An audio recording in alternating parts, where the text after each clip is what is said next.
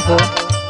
थोड़ा पानी ला रे, दारू पीना है रे, दारू पीना है। अरे ते अब नटई ले चढ़ाई के आवत है तबले पानी मांगत है दारू पिए के। नहीं रे, दारू पी अब रे, दारू पी। अरे मोरी माई रे माई, कैसन तू हमके मर्द मिल गईला हो? अरे हमारे जैसन मर्द मिल गए न। अरे तू मर्द हवा की माथा के दर्द हुआ हो? अब तो हमारे बारे में का जाने ले रहे। सुना सुना, हमें गुस्सा मत लगवावा। बोल का कहत चाहत है? पी के डरामा करबा मरबा खूब झाड़ू झाड़ू।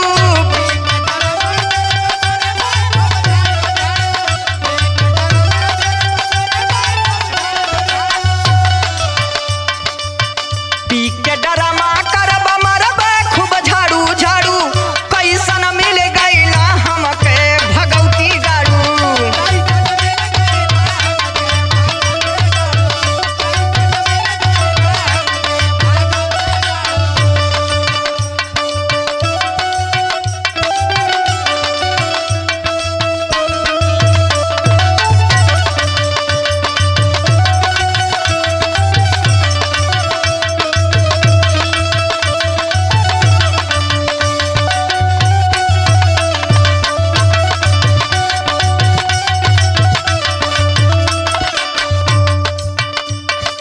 मुझे पीने का शौक है, मैं पीता हूँ। हाँ, कोई दिक्कत तो नहीं है ना? अरे पीता हूँ गम बुलाने को कहता ने नदी गाड़ू। अब लई के न ये का हम बताई सुना। बोल क्या बोलती हो? नसवा कई के तू दसवा बिगड़ाला।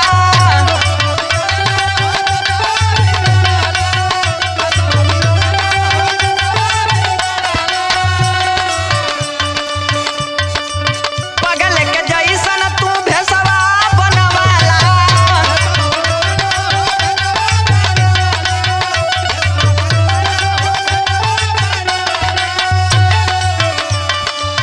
नसवा कई के तू दसवा बिगड़ाला।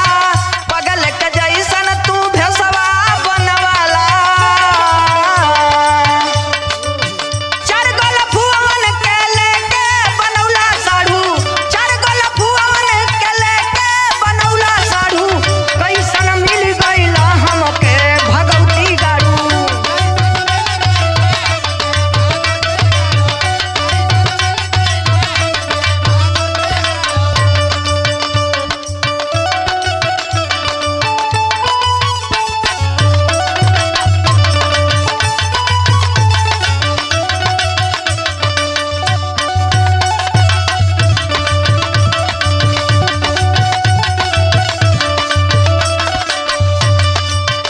मुझे जानते हो, मेरा नाम आई एम सिकंदर है। अरे तो जानत है नदी गाड़ू। अब का कई भतारे के नौआ न लेवे के नहीं तने ये बेलनवा अब्बा डाल देबे गर। है?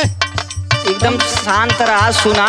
मेरे बात को, हर बात को तुम मुझे डिस्टर्ब करती हो। अरे डिस्टर्ब अब लतियबो करब। हमार बात पहले सुना। बोल क्या बोलती हो? पियही में बेच नहीं लगहना या गुड़िया।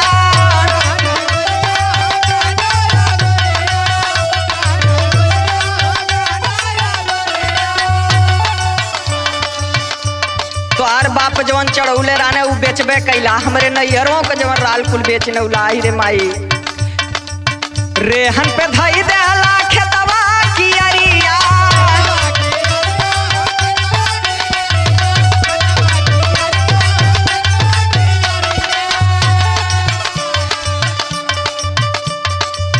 पियही में